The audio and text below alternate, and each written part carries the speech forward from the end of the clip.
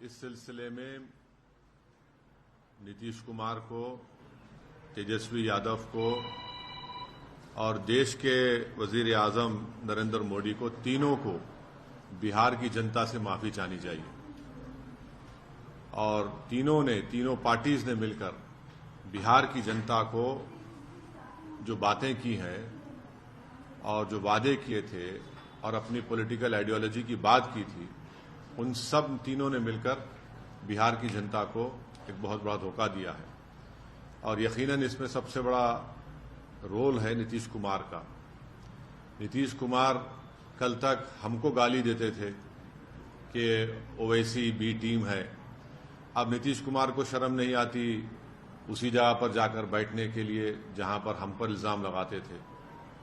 और नीतीश कुमार ने political opportunism कहना तो अंडरस्टेटमेंट होगा, उन्होंने हर चीज का रिकॉर्ड तोड़ दिया है और कोई उनकी बात का न एतबार है न भरोसा है। मैं शुरू से कह रहा था कि नीतीश कुमार फिर से बीजेपी में जाएंगे, मगर लोग हमारी बात को यकीन नहीं कर रहे थे।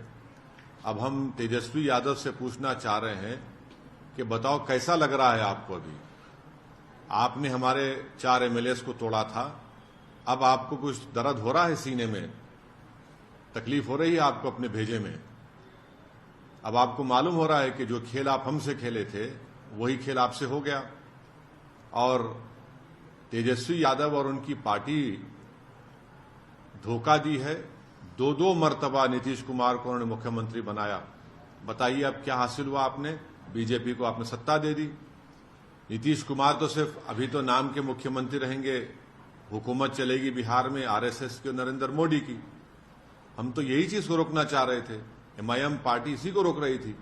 और जब हमारे सीमांचल की जनता ने एमआईएम के 5 विधायक को कामयाब किया, तो हमने तो जब उनके स्पीकर के इलेक्शन में तायद की थी गठबंधन के। मगर तेजस्वी यादव को और उनके परिवार को ऐसा लगता है कि बिहार की जनता एक तरफ और उनके परिवार से कोई भी मुख्यमंत्री बन जाए। नीतीश कुमार को लगता है कि मैं जब तक जिंदा रहूं मुख्यमंत्री रहूं, और बीजेपी को लगता है कि भाई हर चीज हमको मिल जाए, चाहे कुछ भी हो, किस तरीके से हो जाए।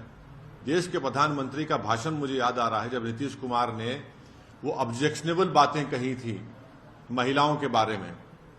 देश के प्रधानमंत्री ने कहा था क्या गंदगी फैला रहे हैं, और देश के प्रधानमंत्री ने महिलाओं से वादा किया था कि मैं आपको इन लोगों से बचाऊंगा। अब देश के प्रधानमंत्री खुद नीतीश कुमार को बाजू बिठाकर चाय पिला रहे हैं।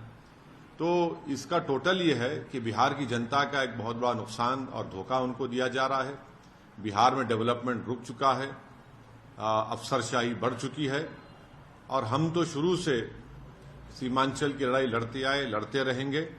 और इससे जनता को फिर से मालूम हो गया कि एमआईएम और ओवैसी जो बात कह रहा था कि सेकुलरिज्म, पॉलिटिकल सेकुलरिज्म सिर्फ इस्तेमाल किया जाता है भारत के मुसलमानों को धोखा देने के लिए, और अब की बार फिर से धोखा दिया गया है बिहार के मुसलमानों को सिर्फ सत्ता में आकर बैठने के लिए। मैं उम्मीद करता हूं कि न सिर्फ बिहार बल्कि पूरे देश के जो अल्पसंख्यक समाज, मुसलमान और जो हमारे सेकुलर जहन रखने वाले हिंदू, ओबीसी और दलित भाई हैं, वो देखेंगे इन चीजों को कि कैसे सेकुलरिज्म के नाम पर चुनाव में तो वोट लिया जाता है और उसके बाद फिर आपके वोट को ले जाकर आरएसएस और मोदी के झोली में रख दिया जाता है।